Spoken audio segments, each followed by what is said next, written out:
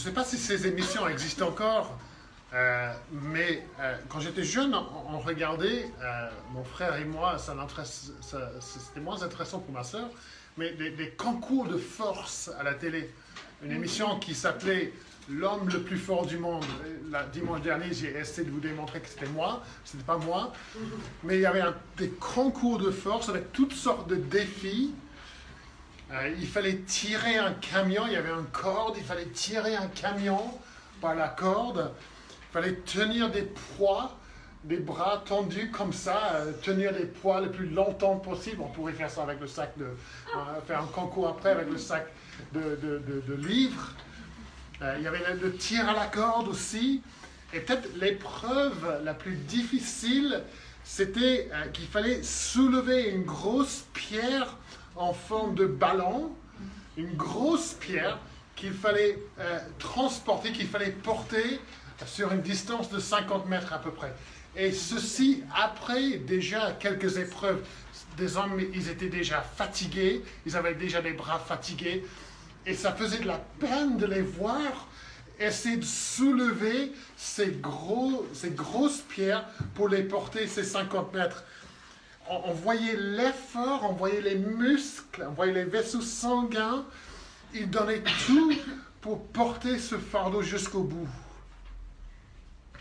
Et puis mon frère et moi, on sortait dans le jardin et on essayait de faire pareil. C'était toujours lui qui a gagné. Mais c'est pas grave. Et on ne peut pas comparer ces poids, ces grosses balles en pierre, à des fardeaux que des êtres humains doivent porter, qui sont encore plus lourds et encore plus difficiles à porter. Peut-être que vous n'avez jamais vu le concours de force à la télé, mais j'imagine que nous avons tous vu des amis, des proches, qui portent des fardeaux bien plus lourds que les balles en béton. Et peut-être que vous-même, vous avez dû porter de tels fardeaux, ou vous êtes en train de porter de tels fardeaux. Et ce matin, nous considérons un verset qui parle des fardeaux. L'épître Paul écrit dans Galates 6, verset 2. « Portez les fardeaux les uns des autres, et vous accomplirez ainsi la loi du Christ. » Je vous rappelle que nous sommes en train d'étudier une série de prédications sur ces exhortations que nous appelons les uns et les autres. Dieu appelle des hommes, des femmes, des jeunes. Il les sauve de leurs péchés, il les transforme et il ne s'arrête pas là. Ensuite, il les place dans la communauté de son Église. Il les place dans une communauté pour qu'ils puissent grandir dans leur foi, pour qu'ils puissent trouver du soutien, pour qu'ils puissent être encouragés et ils puissent aimer les uns et les autres, servir Jésus-Christ et servir les autres. Et cette communauté s'appelle l'Église, et surtout l'Église locale. L'Église n'est pas un bâtiment. On parle d'un bâtiment tout à l'heure, on est en train de construire une église. Non, on n'est pas en train de construire une église, on est en train de construire une salle dans laquelle l'Église va se réunir. L'Église n'est pas une institution. L'Église est simplement un rassemblement créé par Dieu, appelé par Dieu, des gens qui aiment Dieu, qui aiment Jésus et qui aiment leur prochain et qui désirent vivre cet amour dans leur vie quotidienne. Et dans la Bible, nous trouvons des instructions données par Dieu pour nous montrer comment vivre au sein de l'Église. Aimez-vous les uns les autres. Accueillez-vous les uns les autres. Encouragez-vous les uns les autres. Lavez-vous les pieds les uns les autres. Et ainsi de suite. Et donc aujourd'hui, nous allons étudier encore une exhortation donnée à l'Église, donnée à nous. Porter les fardeaux des uns des autres. Voici un commandement donné par notre chef, donné par Jésus par la bouche de son apôtre Paul. Et donc nous entendons ce commandement et nous voulons comprendre ce que Jésus veut que nous fassions. Qu'est-ce que Jésus veut que vous fassiez dans cette église? Comment mettre ça en pratique ici? Et nous allons voir d'abord la réalité des fardeaux que nous portons, ensuite la nature des fardeaux que nous portons, et puis comment partager et porter les fardeaux. Première chose, c'est la réalité des fardeaux que nous portons. Souvent, je pense que c'est le cas, nous regardons la vie des autres, quelqu'un qu'on connaît, et on se dit, moi j'aimerais bien avoir une vie comme la sienne. J'aimerais bien avoir une vie de couple comme leur vie de couple. J'aimerais bien avoir une vie de famille comme leur vie de famille. J'aimerais bien que ma vie professionnelle soit comme la sienne. J'aimerais que ma vie spirituelle soit comme la sienne. Et nous regardons la vie des autres et nous sommes tentés de leur envier leur vie. Mais en réalité, souvent, ce que nous voyons de leur vie, ce n'est qu'une façade. Pas toujours, mais souvent. Nous voyons que les rideaux qui sont bien tirés pour nous empêcher de voir ce qui se passe à l'intérieur. Avec des réseaux sociaux comme Facebook, on met souvent de bonnes choses. Des photos où tout le monde sourit, tout le monde est heureux, on est en vacances, il fait beau, il y a le sable, la mer.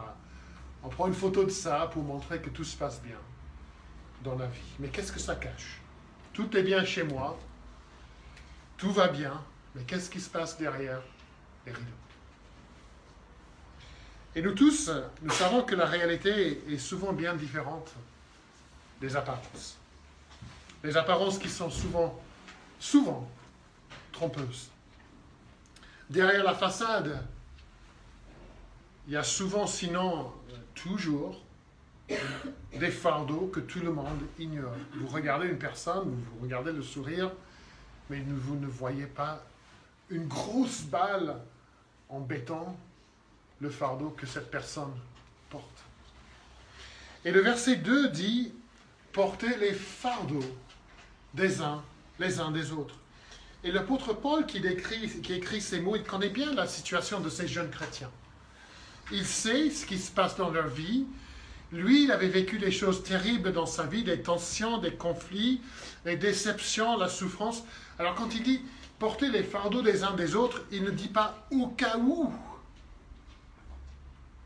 Quelqu'un aurait éventuellement des fardeaux, des difficultés. Il ne parle pas des fardeaux imaginaires, hypothétiques. Il sait très bien qu'il y a des fardeaux.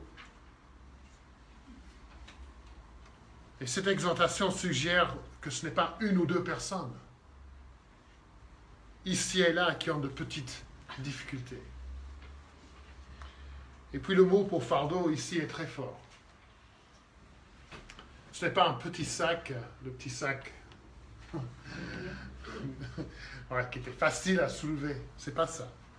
Le dictionnaire définit ce mot qui est utilisé là, quelque chose qui est particulièrement oppressif et épuisant. C'est la grosse pierre portée par ces hommes dans le concours. Le verset 5, si vous regardez, le verset 5 parle des charges. Ça peut être traduit des fardeaux. Et ça, ce n'est pas du tout le même mot. Ça, c'est quelque chose de beaucoup plus léger. Un sac à dos, un sac à main. Et donc, Paul est réaliste. Il sait que tout le monde a des fardeaux à porter, même des chrétiens. Certains, oui, légers, d'autres, très lourds. D'autres qui nous écrasent. Et donc, nous avons tous des fardeaux à porter, mais l'apôtre Paul ici, il parle de quelle sorte de fardeau. Et ça, c'est notre deuxième point, la nature des fardeaux. Et pour répondre à cette question, il faut regarder le contexte de ce que Paul écrit ici. Et dans le verset 1, Paul écrit concernant ceux qui sont tentés et qui chutent. Ils sont surpris, dit Paul, en quelque faute. Il explique que dans l'Église, au lieu de prendre plaisir dans les fautes et les chutes des autres, au lieu d'aller de maison en maison, t'as entendu ce qui s'est passé à telle ou telle personne? Ah, c'est terrible, n'est-ce pas? Non. Il faut les redresser, les aider, les restaurer avec douceur. Donc il parle des chutes, des tentations, des personnes qui tombent dans le péché. Et l'Église, c'est un lieu où on prend soin les uns des autres. Et donc, il nous semble que les fardeaux dont Paul parle, ce sont des fardeaux de la tentation ou du péché. Il y a certaines tentations qui nous attaquent, par exemple, avec acharnement, la colère, les désirs impurs, l'avidité, l'amertume, l'orgueil, l'égoïsme. Le chrétien connaîtra toujours des périodes de tentation, de pression intense. Et lutter jour après jour contre les choses, c'est épuisant, c'est un fardeau. Et puis il y a aussi le fardeau d'une mauvaise conscience, on en a parlé avec des enfants. Une conscience chargée du péché du passé ou du péché du présent. Nous lisons du roi David, nous avons chanté dans le psaume 32, du fardeau qu'il écrasait. Il écrit « Tant que je me suis tu, mes os se consumaient, je gémissais toute la journée, car nuit et jour ta main s'appesantissait sur moi. Ma vigueur n'était que sécheresse, comme celle de l'été, car mes iniquités s'élèvent au-dessus de ma tête. » Ça, c'est le fardeau du péché, d'une mauvaise conscience. Des choses qu'il avait faites, qu'il n'avait jamais confessées, dont il ne s'était jamais repenti. Le psaume 38 qu'on a chanté, « Comme un lourd fardeau, elles sont trop pesantes pour moi. » C'est une chose terrible de porter soi-même le fardeau du péché. Mais avant d'aller plus loin, parce que là on parle des fardeaux qu'on porte des uns des autres et qu'on partage les uns avec les autres, avant d'aller plus loin, je veux souligner de nouveau que nous devons d'abord et avant tout donner ce fardeau de péché à Dieu. Le péché, c'est contre lui. Il faut d'abord nous débarrasser de ce fardeau à la croix de Jésus. On a vu ça avec les enfants. On peut parler au monde entier de son péché, de ses difficultés, de ses tentations, de ses luttes. Mais à un moment donné, il va falloir venir à Jésus. Il va falloir en parler avec Jésus. Il faut demander à Jésus d'ôter la dette de son péché, le fardeau de son péché. Je peux demander à un frère ou une sœur de prier pour moi, mais à quoi ça sert si je ne suis pas prêt à aller à Jésus pour lui demander d'ôter ce fardeau de péché? Je peux parler aux autres pour dire c'est terrible les tentations que je subis. Oui, mais est-ce que tu es allé à Jésus? C'est bien de parler aux autres. C'est bien de partager, c'est de demander de l'aide. Il faut d'abord aller à Jésus. Dans la foi et dans la repentance. Et c'est au pied de la croix de Jésus que le chrétien perd ce fardeau de péché. C'est à la croix que la dette est réglée. C'est là où le fardeau tombe de notre dos. Peut-être que vous vous souvenez de la première fois où vous avez vraiment confessé votre péché. Vous avez su que le fardeau avait été enlevé. C'est à la croix que la dette est réglée. Jésus seul peut faire ça. Ce n'est pas un prêtre de le faire. Ce n'est pas un pasteur de le faire. C'est à Jésus. Personne d'autre ne peut ôter ce fardeau. Mais ce que je peux faire pour mon frère ou pour ma sœur en Christ, c'est de les aider à aller à Jésus avec ce fardeau ou à porter le fardeau de la lutte contre le péché. Ça, je peux faire. Il faut d'abord aller au Christ. Alors, dans le contexte, Paul suggère, je pense qu'il parle principalement des fardeaux du péché. Mais je pense qu'il va plus loin que ça. Parce que nos fardeaux ne sont pas limités à des tentations contre lesquelles nous luttons. Ce n'est pas les seuls fardeaux que nous avons. Le dictionnaire Larousse définit fardeau comme une charge pesante ou une épreuve qui est dure à supporter. Donc la tristesse, c'est un fardeau. L'inquiétude, la solitude, le doute, l'échec, la pauvreté, la maladie, la dépression, la déception, toutes ces choses sont des fardeaux que nous portons. Sur le plan familial, on s'inquiète des enfants, on s'inquiète de la famille âgée, on s'inquiète du conflit au sein de la famille. Ça, c'est un fardeau que nous portons. Au travail, il y a de la pression, il y a des délais à respecter, ou on n'arrive simplement pas à trouver du travail. Ça, c'est un fardeau. Sur le plan financier, on en parle beaucoup dans les débats. Le pouvoir d'achat, c'est un fardeau. Je n'ai pas les moyens nécessaires pour vivre, pour bien vivre. On a des soucis de santé, des douleurs. On attend le résultat des tests ou on a reçu les résultats des tests. Et ça, c'est des fardeaux que nous portons. Les possibilités sont innombrables. Je pense vraiment qu'on n'a pas besoin de se convaincre de la nature, de l'existence et de la nature des fardeaux. Et ça nous amène à la dernière partie de la prédication, et c'est peut-être la partie la plus importante. Comment partager et porter des fardeaux? Comment partager et porter des fardeaux? Alors tu me dis, oui mais Andrew, vous me dites, oui mais Andrew, Paul il dit porter les fardeaux, il dit rien sur partager les fardeaux. Oui mais comment les porter si on ne les partage pas? Comment aider un frère à porter un fardeau si on ignore le fardeau? Donc, il y a deux parties à voir. Comment partager et comment porter. Il est impossible de porter, excusez-moi, un fardeau qu'on ignore. Paul envisage ici une église où il y a une ouverture entre les chrétiens.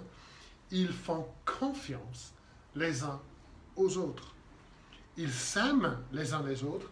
Ils passent du temps ensemble et cela leur permet de faire part de leur fardeau aux autres, de parler de leur fardeau aux autres.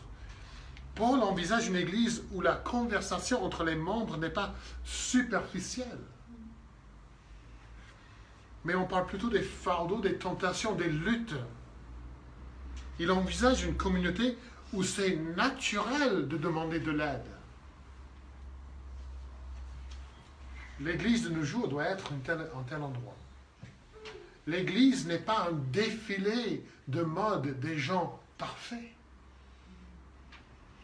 L'Église, c'est un hôpital avec des gens malades qui ont besoin d'aide. Donc on ne se promène pas devant tout le monde. Tout est parfait chez moi. Je viens à l'église dans un lit d'hôpital pour dire aide-moi. Quand on va à l'hôpital, ça sert à quoi de dire au médecin non, tout va bien, il n'y a pas de problème. Ce serait la folie. Et il faut dans l'église que les relations soient suffisamment solides pour pouvoir partager et porter les fardeaux sans juger, sans condamner. Et si l'Église est vraiment une communauté d'amour et de confiance, on devrait toujours pouvoir trouver celles et ceux avec qui on peut partager et demander de l'aide. Aide-moi à porter ce fardeau qui m'écrase. Il ne faut pas être trop orgueilleux pour parler de ces fardeaux. Certaines personnes sont comme ça, ils maintiennent la façade, ils gardent les rideaux tirés. Personne ne saura que j'ai besoin d'aide. Il ne faut pas que les gens sachent. Oui, je vais mal, mais je vais gérer. Il faut de l'humilité, il faut du courage pour admettre ses faiblesses, son incapacité de gérer telle ou telle situation. Mais Dieu ne nous demande pas de porter nos fardeaux seuls. La vie chrétienne n'est pas un concours de force dans lequel nous sommes obligés de nous débrouiller seuls. Dieu nous a placés ensemble pour une raison. Pour des raisons. Et une de ces raisons, c'est de pouvoir porter les fardeaux des uns des autres. Dire, moi je ne demanderai pas de l'aide des autres, ce n'est pas vraiment un signe de force. C'est plutôt un signe de faiblesse et d'orgueil. Refuser de faire part de ses fardeaux ne veut pas dire qu'on est suffisamment fort pour les porter tout seul, mais plutôt qu'on est trop orgueilleux pour admettre son besoin et demander de l'aide aux autres. Je ne dis pas qu'on devrait publier un petit journal qu'on distribue chaque dimanche avec tous les fardeaux que nous portons. Je ne dis pas ça. Toutes les difficultés dans la vie. Mais nous devrions pouvoir trouver quelqu'un dans l'Église, au moins une personne, en qui nous pouvons faire confiance. On ne fait pas dans le culte un moment où tout le monde passe devant pour annoncer les difficultés, les luttes, non. Mais on devrait pouvoir trouver quelqu'un à qui on peut demander « Aide-moi à porter ce fardeau ». Et de temps en temps, on fait part d'un fardeau avec tout le monde. On dit à tout le monde. On est malade, on a des soucis de santé, ou peut-être de travail, ou de la famille. Et c'est tout à fait normal qu'on demande à tout le monde de porter ce fardeau, de prier. Ça, c'est tout à fait normal. Mais pour d'autres problèmes, disons des problèmes plus sensibles et plus intimes, ça, on ne met pas forcément sur le groupe WhatsApp, mais on peut demander à une personne, à deux personnes. Tiens, tu sais, là, je suis en difficulté là, j'ai besoin d'aide. Est-ce que je peux te parler de ça? Si tu peux prier avec moi, si tu peux m'encourager, tu peux me donner de l'aide. Qu'est-ce que je dois faire? Qu'est-ce que tu ferais à ma place? Et donc, dans ce verset, Paul nous dit de demander de l'aide, mais il nous dit aussi d'aider les autres. Donc, on a vu comment demander de l'aide, mais aussi comment aider. Alors, comment le faire? Paul explique au verset 2. Quand il dit « Portez les fardeaux les uns des autres, et vous accomplirez ainsi la loi du Christ. » Cette petite phrase est super importante. Porter les fardeaux des autres veut dire accomplir la loi du Christ. Regardez le chapitre 5, verset 14 de Galates. Nous lisons « Car toute la loi est accomplie dans une seule parole. » Donc la loi du Christ, tu aimeras ton prochain comme toi-même. Donc porter les fardeaux des uns des autres et tu accompliras cette loi, aime ton prochain comme toi-même. Dans Jean 13, verset 34, on a déjà regardé ce verset ensemble, Jésus dit, je vous donne un commandement nouveau, aimez-vous les uns les autres. Donc, comment porter les fardeaux des uns des autres, en aimant mon frère qui a un fardeau, en aimant ma soeur, mais il faut être plus précis, je pense. Et nous aimons comme Jésus, c'est la loi du Christ. Nous aimons comme Jésus nous a aimés. Et ça veut dire plusieurs choses quand nous portons les fardeaux des uns et des autres. D'abord, ça veut dire que porter les fardeaux des autres, ça nous coûtera cher. Ça nous coûtera cher. Jésus a porté notre fardeau.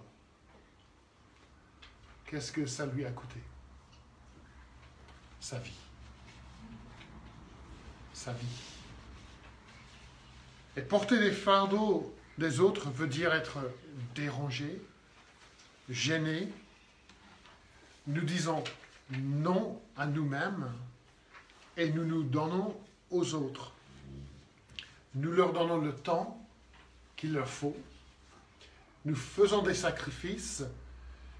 Si vous me voyez, personne ne l'a fait à Paris. À Paris, ils sont pas gentils.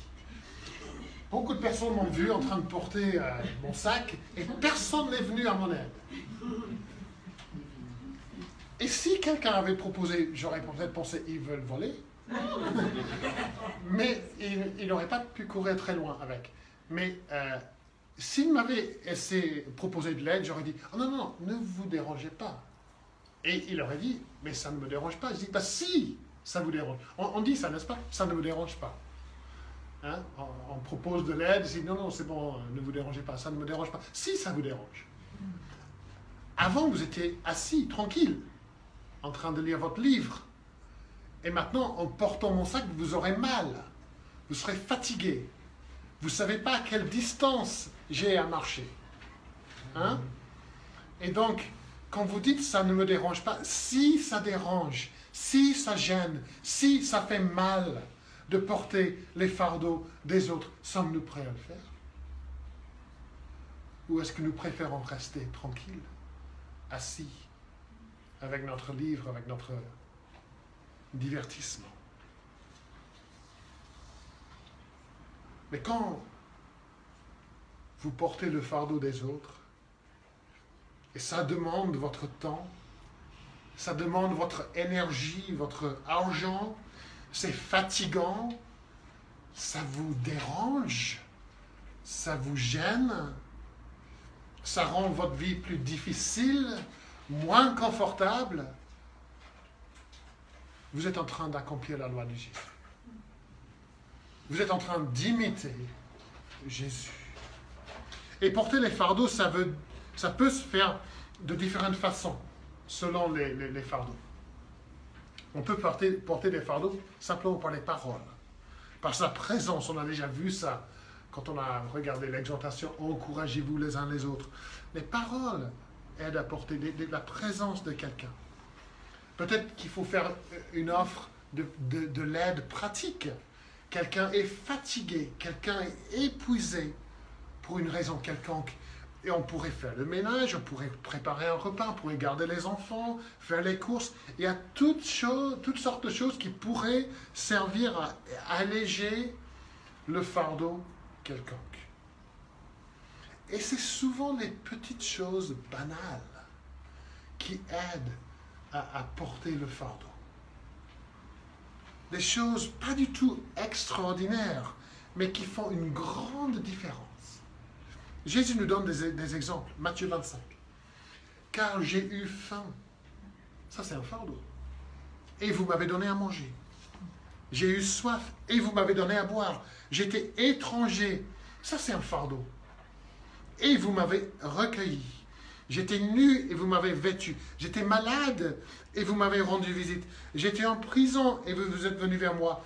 Je vous le dis en vérité, toutes les fois que vous avez fait les choses à l'un de ces plus petits de mes frères, Jésus envisage que ses disciples fassent ces choses pour d'autres disciples. C'est normal de faire ça. Et il dit, c'est à moi que vous les avez faites. Et puis dans Matthieu 10, 42, il dit, quiconque donnera seulement un verre d'eau froide à l'un de ces petits parce qu'il est mon disciple, je vous le dis en vérité, il ne perdra point sa récompense. Et puis, en dernier lieu, mais peut-être ce qui est le plus important, nous portons les fardeaux des uns et des autres en priant les uns pour les autres. Parfois, selon la situation, on ne peut pas faire grand-chose. Et donc, on ne peut pas faire quelque chose de pratique, on va dire. Il faut toujours se demander que puis-je faire, mais quelquefois, on ne peut rien faire, sauf prier. Mais je ne veux pas du tout donner l'impression, quand je dis sauf, comme si c'est la moindre des choses. S'engager de prier pour quelqu'un, c'est énorme. Dieu nous commande de prier les uns pour les autres. On va voir ça la prochaine fois. Demander à Dieu d'aider quelqu'un à porter un fardeau est énorme.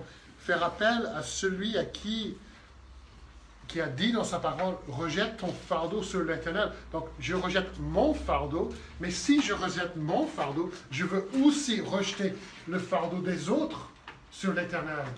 Je sais que mon frère, ma soeur portent un fardeau, et donc, si je vais aller à Dieu avec mon fardeau, je vais aller aussi avec leur fardeau. Pour parler à Dieu de leur fardeau. et demander à Dieu de les aider à le porter. Si nous nous déchargeons sur Dieu de nos propres soucis, il est normal que nous lui apportions également les fardeaux et les soucis des autres. Dans la prière, régulièrement, jour après jour après jour. Paul dit à la fin, regardez verset 9, ne nous lassons pas de faire le bien. C'est fatigant. Ça peut être fatigant, épuisant. L'aide pratique que nous portons aux autres, prier avec constance, régulièrement, c'est fatigant. Ne nous lassons pas à faire le bien. Portez les fardeaux les uns des autres, et vous accomplirez ainsi la loi du Christ. Donc ce matin, nous devons tous nous poser des questions. Suis-je prêt à aider mes frères et mes sœurs à porter leurs fardeaux? Suis-je fidèle? Si je dis que je vais aider quelqu'un, est-ce que je vais le faire? Je dis que je vais prier pour quelqu'un. Est-ce que je vais continuer à prier ou est-ce que je vais oublier? Est-ce que j'ai des bras et des mains prêts à porter les fardeaux des autres? Ou est-ce que je préfère rester à distance, tranquille, chez moi, en me tenant suffisamment loin pour donner l'impression que je m'intéresse aux autres, mais en réalité, je ne veux pas trop savoir de leur fardeau. Bref, est-ce que je suis prêt à accomplir la loi du Christ?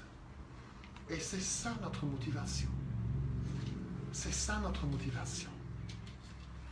Comme avec tout ce que nous faisons et tout ce que nous avons déjà vu dans ces exhortations, ça revient toujours au Christ. Ça revient toujours à Jésus. Il nous demande de porter les fardeaux des autres parce que lui a déjà porté nos fardeaux. Et il porte nos fardeaux. Lui, il continue à porter nos fardeaux par sa parole, par son esprit, par les moyens de grâce qu'il nous donne. Et celui qui porte nos fardeaux nous demande de porter les fardeaux des autres. Il nous demande de l'imiter. Fais comme moi. Et si vous avez des fardeaux à porter,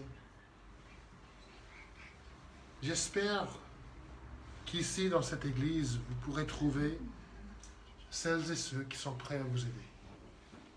Ça m'attristerait énormément, profondément, si c'était le cas dans notre église, qu'il n'y avait personne pour vous aider à porter vos fardeaux. Ça serait terriblement triste. Les personnes dignes de votre confiance, avec qui vous parlez, vous savez qu'ils ne vont pas répéter ce que vous dites. Vous savez qu'ils seront discrets et qu'ils ne vont pas vous lâcher au bout d'un mois, 2 mois, 3 mois. Mais ils iront jusqu'au bout en portant ce fardeau. Parce que c'est ça que Jésus fait.